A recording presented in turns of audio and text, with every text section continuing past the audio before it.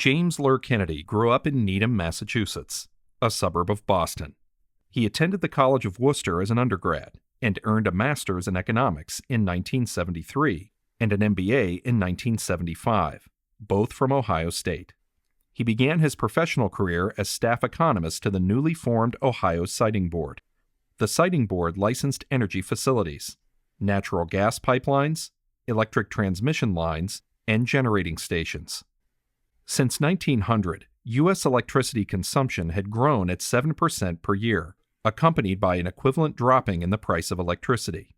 The 1973 energy crisis caused the price of electricity to rise. It was the belief of the electric utility industry that electricity was a necessity, and people would pay any price for it. As an economist, Mr. Kennedy realized that perfectly inelastic demand was a rarity, and in fact, as the price rose, electric consumption was dropping rather than rising. In 1978, Mr. Kennedy testified in Power Siting Board hearings on the Erie nuclear power plant. Using econometric modeling, he demonstrated that construction of the plant was not justified. So effective was his testimony that not only was the Erie plant canceled, but $8 billion of other plants in Ohio and Pennsylvania were canceled or indefinitely postponed. In the late 70s, Ohio experienced a shortage of natural gas, which resulted in schools and business closings. The utilities and legislature asked Mr. Kennedy to design a process whereby adequate supplies of electricity and gas would be assured, but that overcapacity would be avoided. House Bill 378, which Mr. Kennedy drafted with the utility industry, created such a process. Mr. Kennedy administered the process until his departure from state government. Mr. Kennedy found himself to be an energy expert and testified in hearings before the U.S. Senate subcommittees and was a consultant to Oak Ridge National Laboratories in the design of energy information systems. During this time, Mr. Kennedy was also a lecturer at Ohio State, teaching macroeconomics. Over 12 years, he taught over 6,000 students. In 1990, Kennedy invented a system which would enable utilities to handle the massive call volumes which occurred during power outages. In 1993, he left state government to devote his attention full-time to his company, 21st Century Communications. Mr. Kennedy adapted his technology to be used for emergency notifications. It was used to evacuate San Diego in the path of the 2007 wildfires and reunite families separated by Katrina. When he sold his company 20 years later, it was in use by 70% of the utilities in the United States, and 21st Century had operations in Canada and the United Kingdom. Mr. Kennedy is the author of the James Swift Steampunk book series, currently available on Kindle and soon to be in hard copy. He holds more than a dozen patents and copyrights. In retirement, he devotes his time to family, friends, and philanthropy, and to a variety of small businesses in which he is part owner. In 2016, he received an honorary doctorate from Ohio Northern University. Hi, I'm James Kennedy, and I want to share with you a different view than you might have heard about The Wizard of Oz, specifically as an allegory on monetary policy. An allegory is a story with a hidden meaning.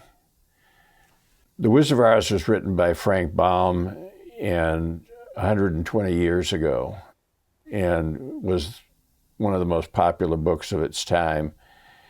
And while The Wizard was originally meant to be a one-off, the demand was such that he did 13 more Oz books. Since that time, there have been over 100 spin-offs of Oz, and the Internet Movie Database lists 45 Oz-related movies. It's never been out of print, and it's become part of American culture.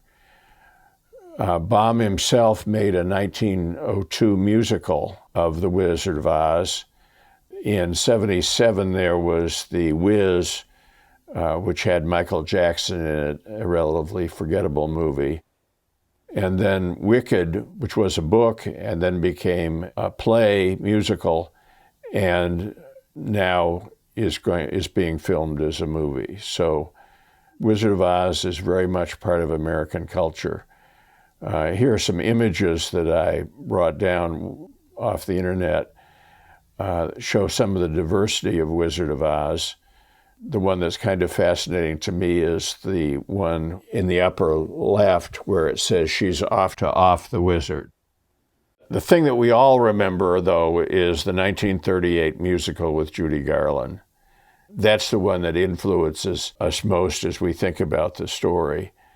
You know the story, you know the characters, you think this is a children's story, but I'm going to let you see the Wizard of Oz story in a new way, and you will not be able to think of the Wizard of Oz the same after you've heard my presentation, I hope.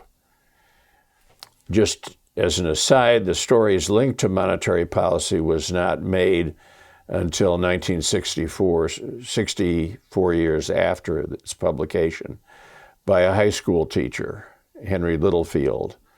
Other economists have come up with more detailed analysis. To the informed viewer, abundant clues are in plain sight.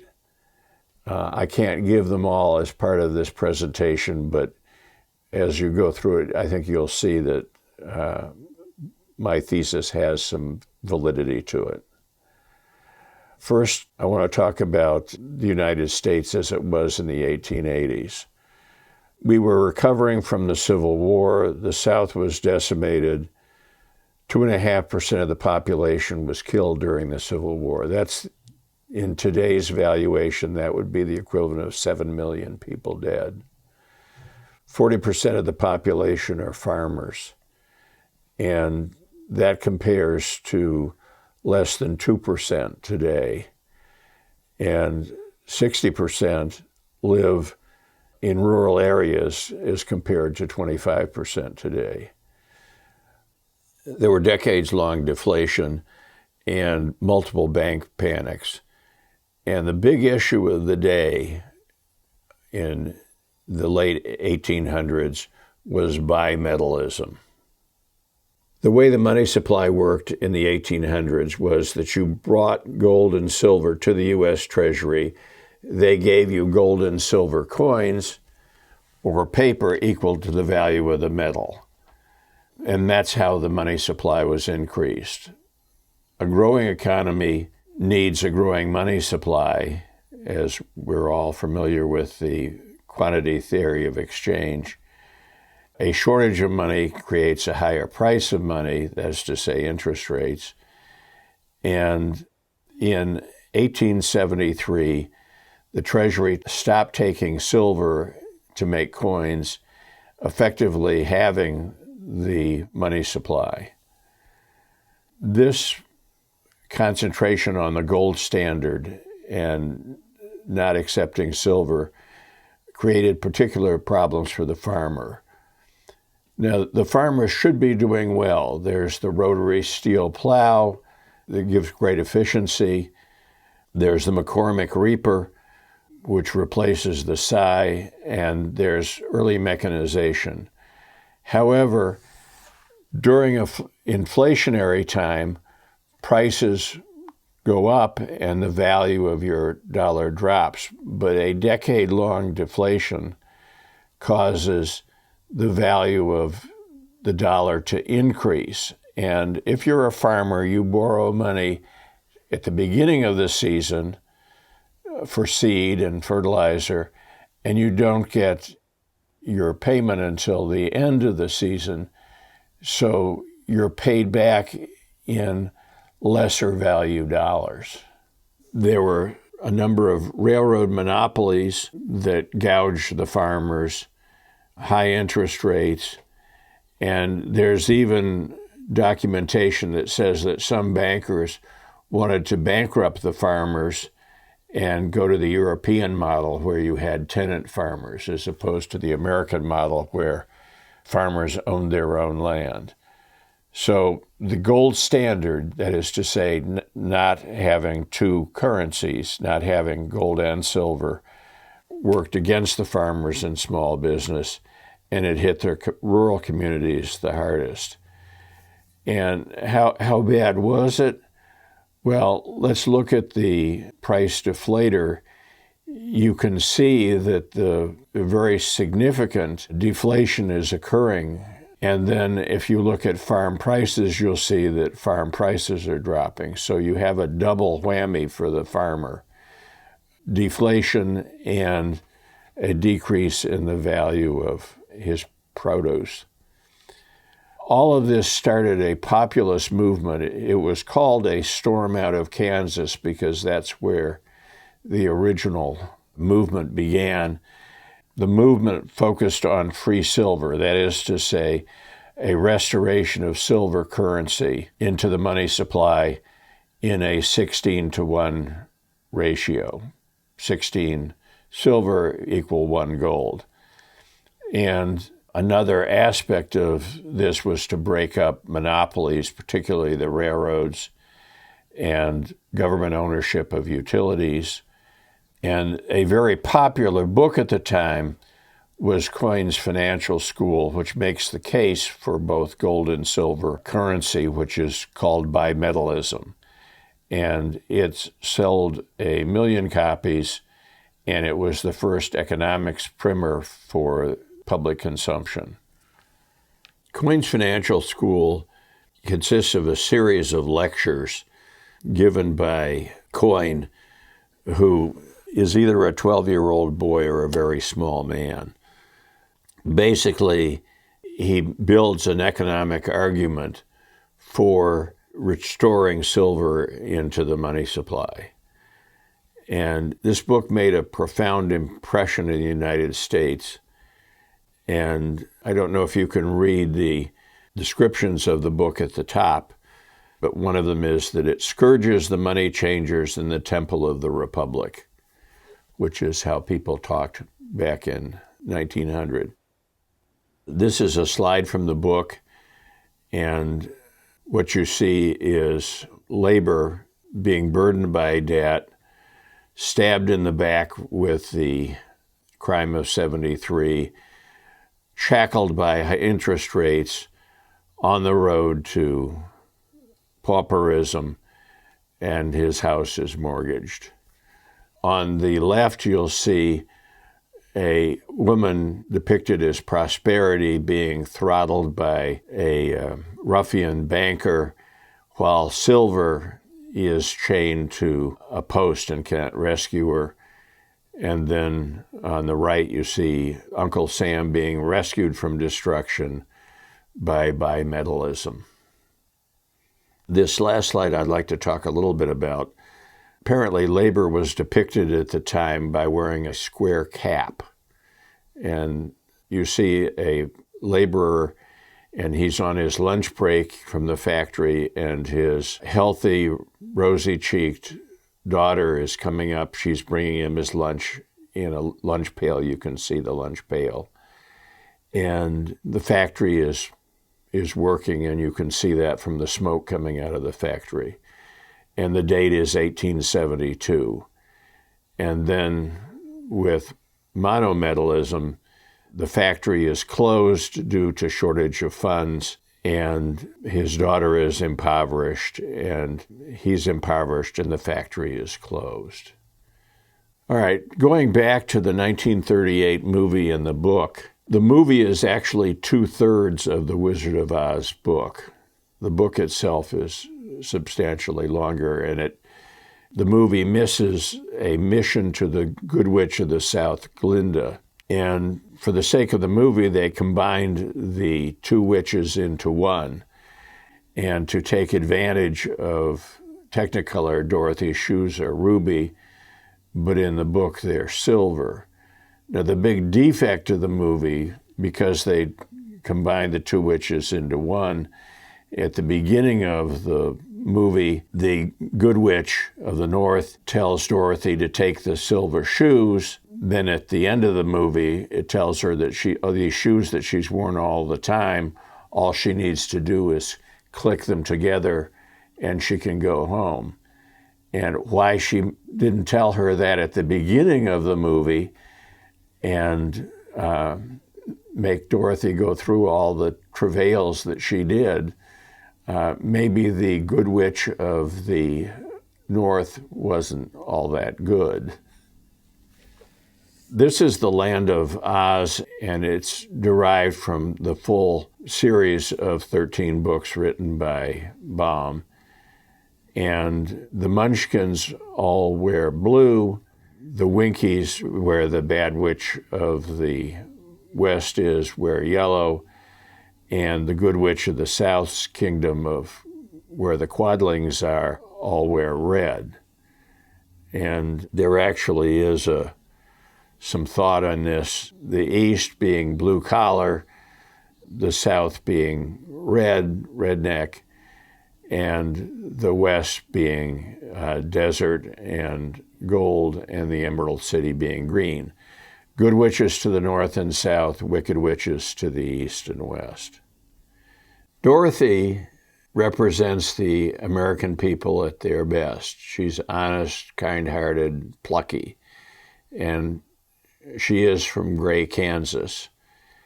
And while in the book she's just known as Dorothy, in subsequent books her last name is given as Gale, all of which ties into the Free Silver movement, which, as I mentioned earlier, was called A Storm Out of Kansas.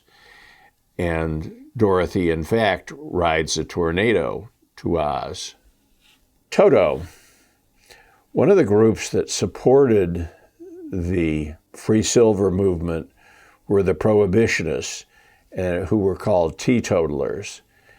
And Baum makes it pretty clear the group that Toto represents, because there's a line in the book where it was said, or he said, Toto followed soberly behind. And again, the Prohibition movement was a big movement around the turn of the century. Populism was thought of as the storm out of Kansas. It is the Free Silver movement. The Wicked Witch is killed when Dorothy's house lands on the witch.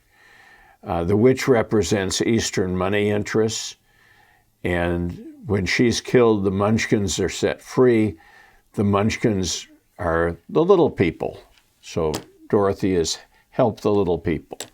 She takes the silver shoes. Dorothy is told that the shoes have a powerful charm, but the Munchkins don't know what it is. And the quest begins. She has to take the perilous yellow brick road to Oz. Why a yellow brick road? Why not a dusty path through a woods? Why not a paved highway? The yellow brick road is the gold standard. And in the book, as opposed to the movie, the yellow brick road is not completely paved, and there are big gaps in the road, so it's not the flat plain that the movie depicts. Which brings us to the Scarecrow. The Scarecrow believes he's not smart. People tell him he's not smart. He wants a brain. Yet in the book and the movie, he's the smart one. He's the one who comes up with the solutions. Dorothy frees him from a post, and she has to, in the book, repeatedly help him through holes in the yellow brick road, which he falls into. The Scarecrow is the exploited Midwest farmer, hurt by the gold standard. The Tin Man. The Tin Man's story is that he loved a Munchkin girl, and she was living with an elderly woman and caring for her, and the witch is paid to stop the marriage. In fact, we know from the book that she was paid 2 sheep and a cow, and she enchanted the Tin Man, who was a woodsman, to cut off parts of himself. He became ever more efficient, and Dorothy frees him by oiling his joints.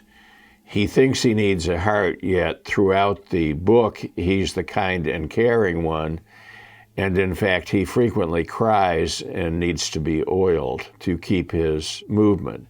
He is the dehumanized factory worker, dehumanized by capitalism. The Cowardly Lion is Williams Jennings Bryan, and he was actually called the Cowardly Lion because he was a great orator, but yet he was against the war with Spain. And he is the classic proponent. He's the flag bearer of the free silver movement, and we'll talk about him later. So, on the way to Oz, they come to a gorge, and the lion carries each member of the party across the gorge on his back. Then they come to a larger gap in the yellow brick road, and the Tin Man chops down a tree on the advice of the Scarecrow, and they cross the gorge by walking on the tree. But then they are attacked by calidads, which are a combination bear-tiger with long claws, and they represent the journalists.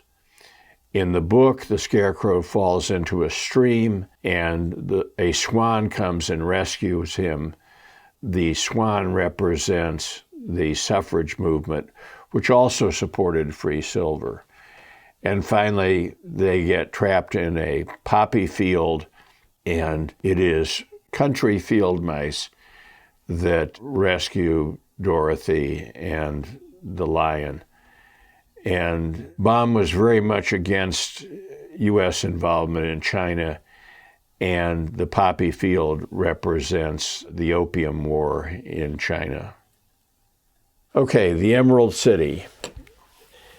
Everybody who comes to the Emerald City has to wear green glasses held in place with a golden band. In other words, they have to see the world through the color of money. And in fact, Dorothy, to get to the wizard, has to go through 7 passages and up 3 flights of stairs. That is a reference back to the crime of 73 when silver was removed from the currency. And in fact, the wizard says, in this country, everyone must pay for everything he gets. The wizard lets them in when he sees Dorothy's silver shoes. And in the movie, the wizard appears in one form, a giant head. But in the book, he appears differently to each character. To Dorothy, he's a giant head. To the Scarecrow, he's a beautiful winged lady. To the Tin Man, he's a 5-limbed, 5-eyed beast. And to the lion, he's a ball of fire. The wizard is a politician. He's different things to different people. And the Emerald City is Washington, D.C. And they are assigned a new quest, having come all the way from the land of the Munchkins. They are sent out to kill the Wicked Witch of the West. And the witch sees them coming and sends them a plague of 40 wolves, which are killed by the Tin Man, then a hive of bees, which sting the Tin Man and die, a plague of 40 birds that are sent, that the Scarecrow dispatches, and then finally an army of Winkies, the citizens of the West, and the lion scares them off with a roar, and then flying monkeys that then kidnap the members of the party. The witch wants the silver shoe. She knows their power. And again, Dorothy accidentally kills the witch. Dorothy is obviously a dangerous person to be around if you're a witch, having killed 2 wicked witches. She frees the Winkies, and they return to the Wizard of Oz, having killed the Wicked Witch of the West. And the wizard gives the characters what they've already been shown to have. The Scarecrow a brain of pins to show that he's sharp, and a degree to show that he's educated. The Tin Man gets a little heart of red velvet. The lion drinks a courage potion from a green and gold bowl. And he attempts to take Dorothy back to Kansas in his balloon. And in both the movie and the book, he's unable to do so, and he leaves without them. And the Good Witch of the North says, well, you need to see Glinda, the Good Witch of the South, and that is the new quest. And in their adventure to the south, they come to a great wall, and when they cross over the wall, they discover that there are very little people, only 12 inches high, made of china, and just about any action they take breaks them. So they leave as quickly as possible, and that represents Baum's. As I mentioned earlier, he did not want the U.S. to be involved in the activities in China. They come up with people who are hammerheads, whose heads butt them off the hill so they can't get to where they're going. That represents the intellectuals. And they come to a forest, and the trees won't let them pass. And when they get into the forest, there are no lions, and that's because a giant spider has killed them all. So the lion cuts off the spider's head, representing the railroad monopolies, and using the gold cap to fly them over different obstacles, they reach Glinda. Glinda shows Dorothy how to use the silver shoes, which she's had on all the time. And this is a picture that actually shows them on the Southern Quest, and you can see the wizard's balloon in the background, and then on the left you'll see one of the flying monkeys, and then the living trees, and behind them the broken homes of the China people. Okay, back to the real world. The tight money policy, the deflation, has made things worse. As I mentioned, there are a number of bank panics. Unemployment is depression levels, and we're coming up on the 1896 election. And that brings us to our cowardly lion, Williams Jennings Bryan.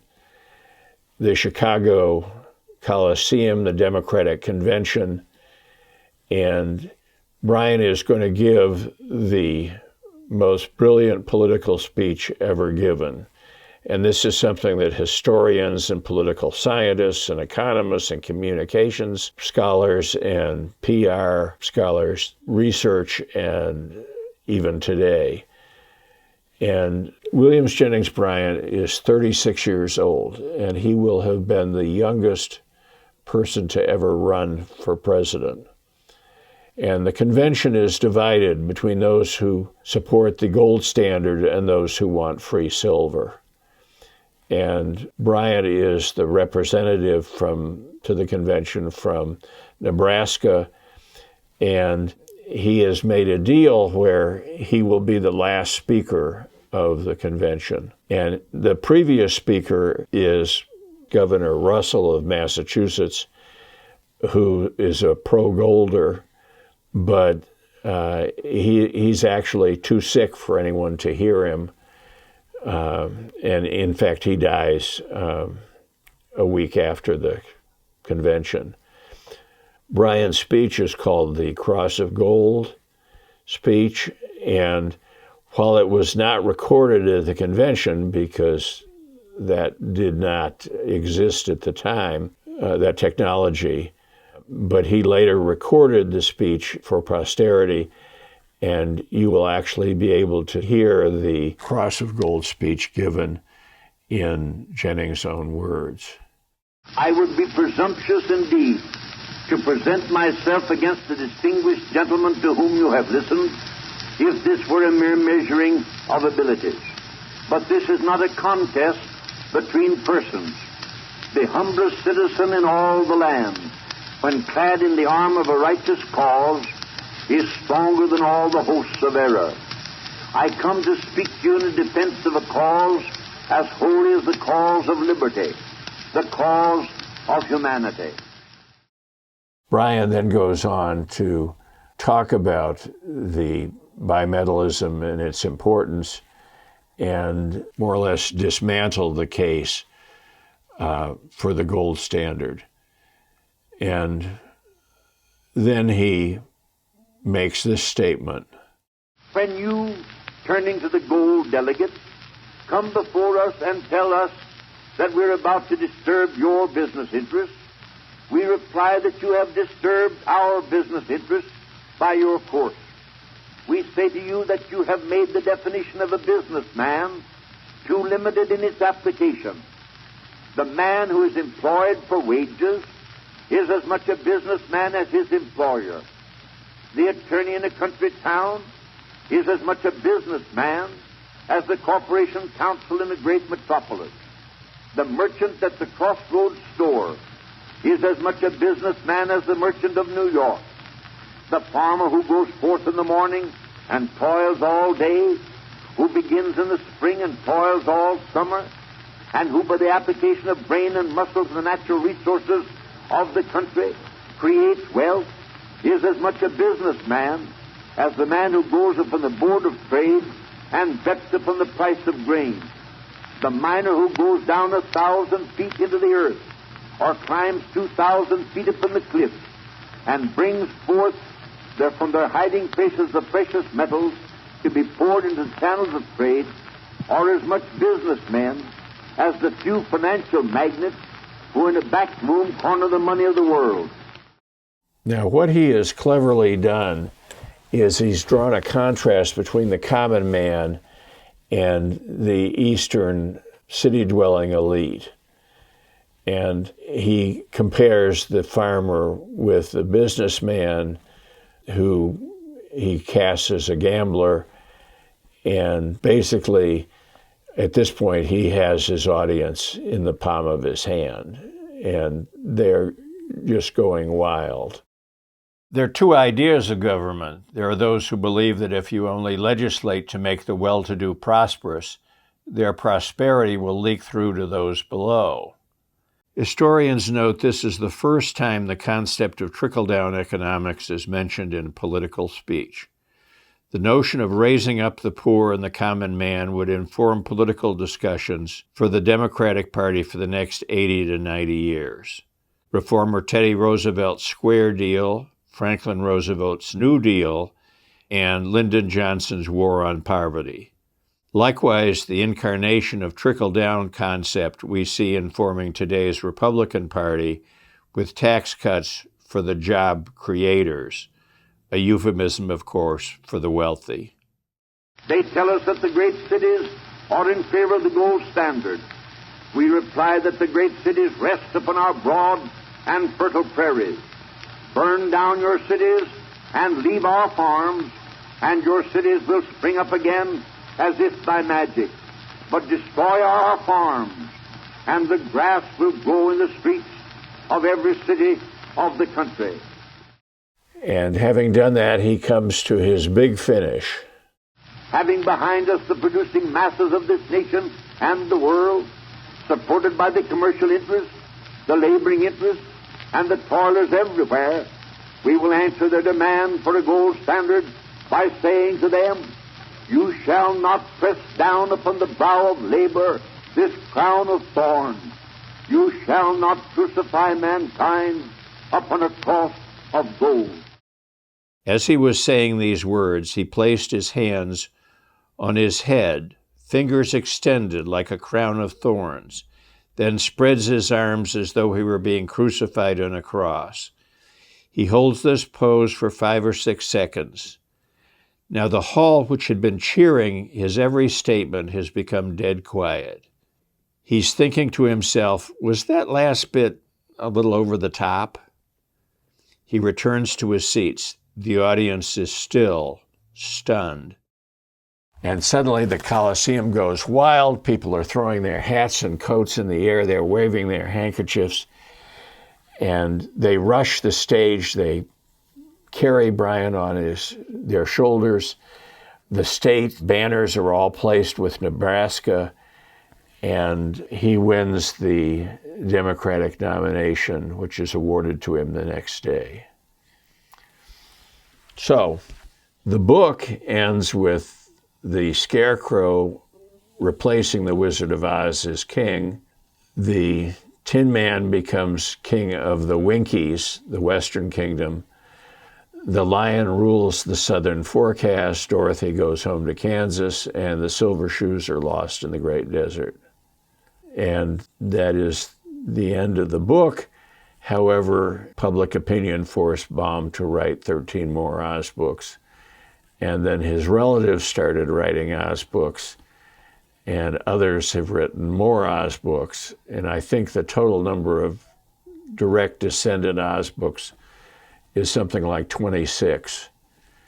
And then, of course, there have been scores of spin-off books which don't necessarily follow the catechism of Baum's Oz books, and then dozens of movies. So what happened to Williams Jennings Bryan? He loses his bid for presidency 3 times, and the gold standard is kept in place. Bryan goes on to serve as Secretary of State under Wilson, and we hear about Bryan again with the Scopes monkey trial when he is a very old man.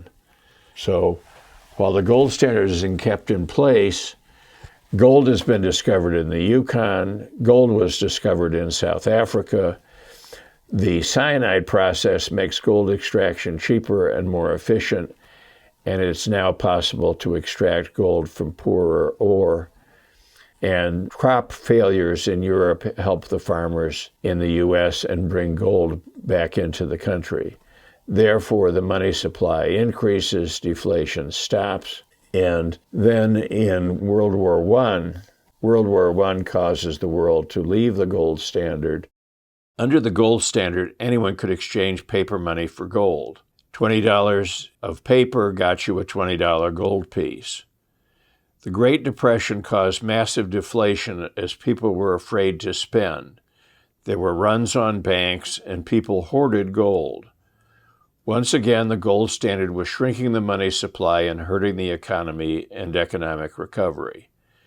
President Roosevelt and Congress in 1933 finessed a way around the gold standard by first ending the exchange of paper for gold, then making it illegal to hold gold, and finally changing the value of an ounce of gold from $20.67 to $35, devaluing the currency by 40%. This effectively increased the money supply and helped stop the deflation. And what we had for years was known as the silver certificate, and in fact, you could take $500 or $600 and go to a federal bank and receive an ingot of silver for your dollars. In 1973, Nixon ended that process, making all U.S. currency fiat money. That is to say, it's money because we say that it's money, and it has worth because we say that it has worth.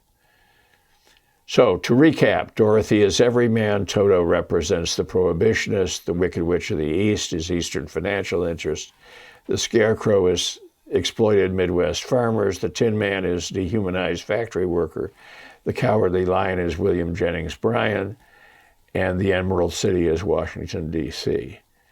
Now, if you think that all I've told you about the Wizard of Oz and monetary policy is just a series of coincidences, something I made up, or just BS, I have one question for you. How do we measure gold and silver? By the ounce. And what is the abbreviation for ounce?